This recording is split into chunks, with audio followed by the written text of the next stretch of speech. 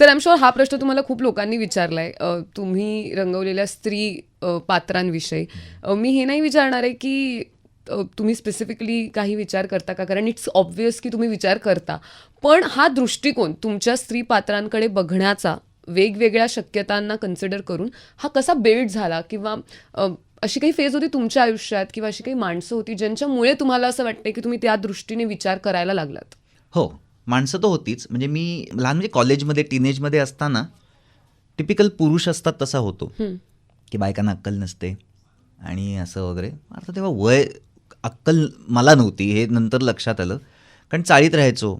चाळीमध्ये आपण जे पाहतो तसंच तेच आपण घेऊन पुढे जात असतो. बरं, माझ्या घरी असं अजिबात वातावरण नाही आहे, अजिबात नाही. म्हणजे माझ्या घरी आईबाबांपैकी खमकी कोण आहे तर आई आहे. ओके. त्यामुळे ते कधीच वातावरण आमच्या घरी तसं नाही आहे. पण आसपास आपण जे पाहत असतो ते बघून. पण जेव्हा मी नाटक करायला लागलो तेव्हा माझ्या लक्षात आलं की बापरे, या आसपास या ज्या स्त्रिया आहेत या केवढ्या कर्तृत्ववान आहेत. म्हणजे मी जेव्हा समन्वय जॉईन केलं तेव्हा सोनाली कुलकर्णी ऑलरेडी हिंदीत येऊन काम करत होती. बरं, मराठी तिने मुक्ता आणि हे सगळं करून झालं होतं. ती असेल, अमृता असेल, सुभाष. मी म्हटलं अरे हे खूप आहे. आणि मग तेंडुलकर आयुष्यात आले माझ्या. राईट. आणि तिथनं माझा पूर्ण ॲटिट्यूड चेंजच झाला, बघण्याचा ॲप्रोचच बदलला.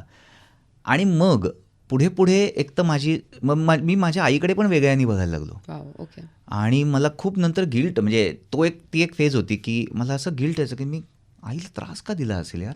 त्यावेळेला मला हे कळलं असतं की आई काय करते, की नोकरी पण करते, आम्हाला पण सांभाळते, हे सगळं करते, आणि मी किती मूर्खासारखं घरीच यायचो नाही. मग आई मला शोधत शाळेतच येते वगैरे. हे सगळं का मी केलं आहे, कारण मला तिची व्हॅल्यू नव्हती त्यावेळेला.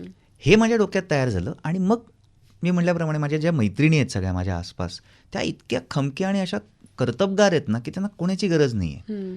आणि मग तो हे होत गेला. मग मी एक मनाशी निश्चय केला की मी असं कुठलंही स्त्रीपात्र रंगवणार नाही की जे दुर्बल ते दुर्बलच राहिलं. एक तर ते अशा पॉवरफुल होतील नाही तर त्यांना ती पॉवर मिळेल.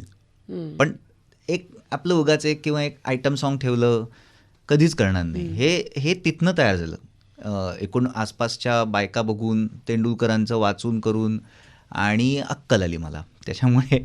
पण जेव्हा तुमचे हे सगळे विचार बदलत होते तेव्हा तुम्ही हे नोटीस केलं का की तुमचे इंटरपर्सनल रिलेशन्स तुमच्या आजूबाजूच्या आयुष्यातल्या स्त्रियांसोबतचे पण बदलले, हो, किंवा खूप बदलले. कम्युनिकेशन थोडं जास्त ओपन झालं, क्लिअर झालं? हो हो हो, खूप. FTIमध्ये गेल्यानंतर तर ते जास्त झालं. तिथे मी म्हटल्याप्रमाणे दिल्लीवरनं 2 मुली होत्या, बंगालवरनं एक मुलगी होती, पुण्यातली एक मुलगी होती. आणि त्यांच्याशी डिस्कस करताना आणि त्यांच्याशी बोलताना मला तिथे खूप मोकळेपणा होता. कारण ते आपल्याला कोणी जज करणारं नसतं, सगळेच नवीन आहेत. त्यामुळे जज काय करणार आणि का जज करेल कोणी कोणाला, हे तिथे मला मुळात आलं. आणि हे सगळं बदलत असताना मी सांगतो काय, मैत्री म्हणजे कदाचित मी पूर्वीचा राहिलो असतो, माझ्या पूर्वीच्या विचारांमध्ये राहिलो असतो, तर मी अशा कर्तबगार मुलींची मैत्री पण नसती ना केली, कारण ते डॉमिनेट करतात मला. राईट. आता माझी मैत्रीच तशी व्हायला लागली. तर ते बदल जेव्हा झाला तेव्हा तो आपोआप तो सिस्टीमचा भाग बनला. आणि मग तशाच म्हणजे मला तीच मजा यायला लागली की यार ही काय मस्त काम करते, ही बघ किती अशी डॅशिंग आहे, ही बघ काय करते. ह्यानीच माझी मैत्री व्हायला लागली त्यांच्याशी. आणि ती इन्सिक्युरिटी मला वाटतं कुठेतरी मागे गेली की कोणी माझ्यापेक्षा हुशार आहे तर that's a threat to me, नाही का?